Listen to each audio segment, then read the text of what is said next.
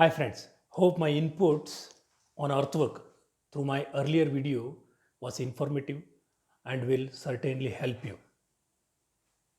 Some of these inputs I am sharing through these video podcasts are neither available in textbooks nor taught in colleges.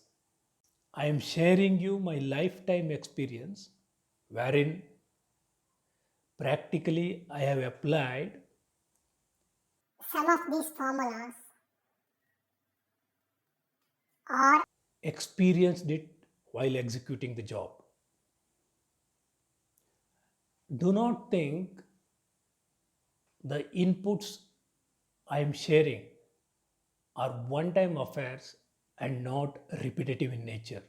These key inputs are either missed out or overlooked by people, or people are not having any idea about the impact of these small, tiny tips almost on every project. When you hear these inputs, it looks so simple, and one wonders how these things can be missed out. But the truth is, either these are missed out or overlooked often. These problems can be overcome by regular practice and thorough implementation. Organizations are losing money project after project due to these small repetitive errors.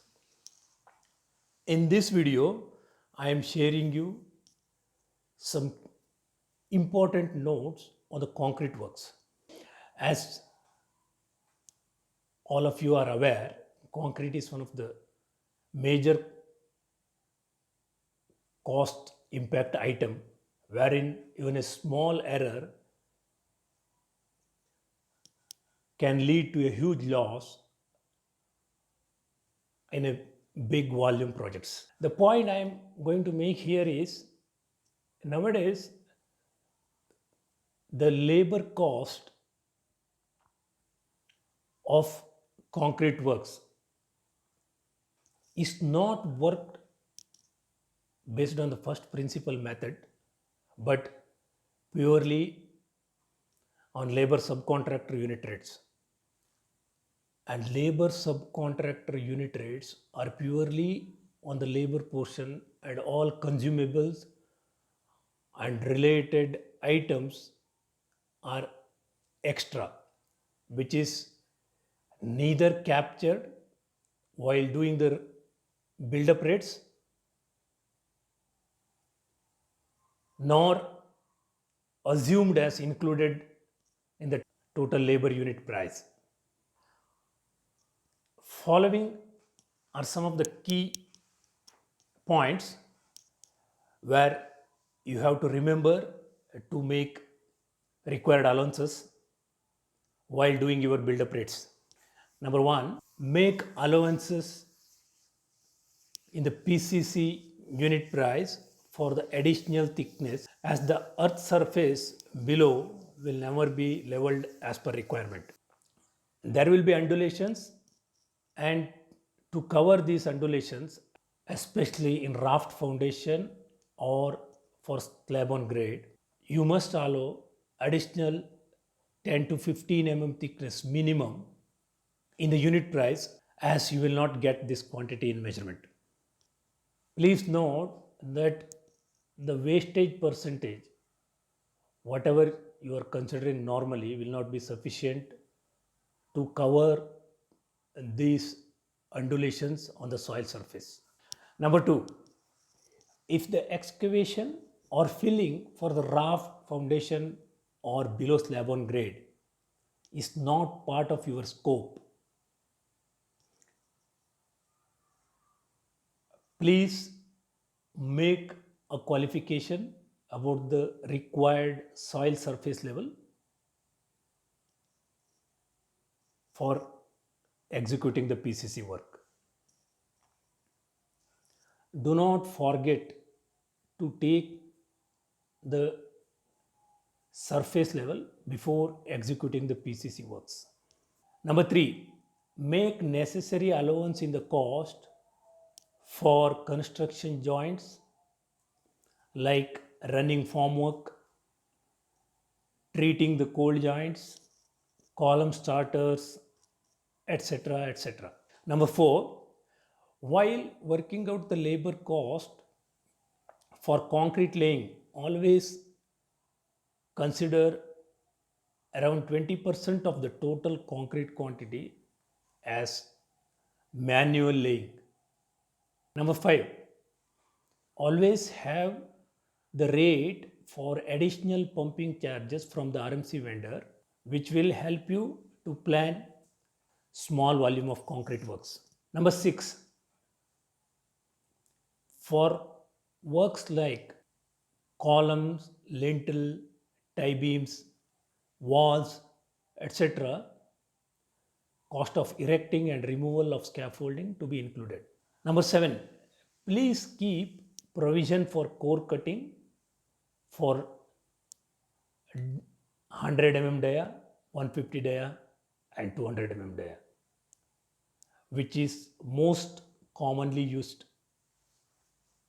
across the projects. Number eight, while negotiating the RMC unit rate, please negotiate for the minimum quantity of supply like 1 cubic meter or 0.5 cubic meter as the case may be. Number 9, usually the labor subcontractor does not accept the curing of the concrete surface in his scope. Curing is normally being done by engaging direct labors. Please ensure the cost of curing consumables like water hose pipes, pump, jute or hessian cloth, mortar bund, etc., either captured in the temporary works or added in the direct cost. Number 10, if the grade of concrete for column and slab are different, please ensure the mode of measurement before executing the job, especially if it is a flat slab system. Number 11, keep the provisions of dewatering cost in underground water conditions. Number 12, please remember to keep the cost provision for water stopper or water bar in water retaining structures, though the same is either not shown in the drawing or not captured as a line item in the BOQ. Number 13, keep the cost provision for pipe inserts, puddle flanges, etc. in water retaining structure, including the cost of labor for fixing the inserts or puddle flanges in position, making necessary cutout in the formwork, etc. Number 14, always keep the cost provision for waterproofing compound for the concrete works in water retaining structures. Number 15, always keep the cost provision for grouting slurry, repairing of honeycomb works, etc., based on the past data or past experience or the company performance in concrete works. Number 16, keep the cost provision for hacking the concrete surface, especially for the areas where plastering and block work to be carried out later. Number 17, keep the cost provision for grouting slurry for base plate in steel structures, equipment foundations, etc. With my experience, what I have noticed is these small items cost is either missed out or assumed as part of the labor unit cost, and while doing the budgeting or executing the work, one will notice the shortcomings and have to make necessary adjustments accordingly, wherein you will find out the impact on account of these small items is quite large, especially if the volume of concrete works involved in the projects is huge. So please ensure to take a note of these things and must include while working out the labor cost for the concrete works. Hope you find these tips very informative and try to implement in your day to day work. Thanking you.